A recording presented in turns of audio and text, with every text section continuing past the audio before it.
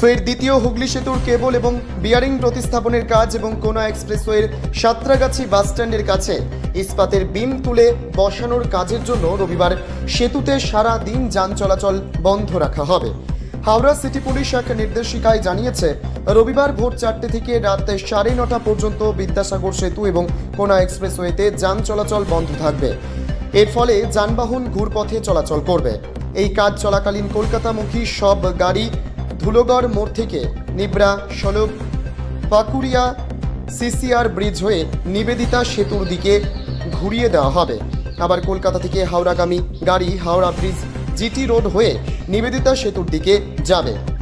মালবাহী গাড়ি ছাড়া ডানকুনিগামী সব গাড়ি বেলেপোল, শৈলেন, মান্না সরণি, হাওড়া আমতা রোড হয়ে মাইতিপাড়ার দিকে যাবে। আবার মালবাহী গাড়ি ছাড়া অন্য গাড়ি কাজীপাড়া মোড়, আন্দুল রোড হয়ে আলমপুরে 16 নম্বর জাতীয় সড়কে ধরতে পারে। কলকাতায় ভোর 5টা থেকে পণ্যবাহী গাড়ি চলাচল বন্ধ রাখা হবে।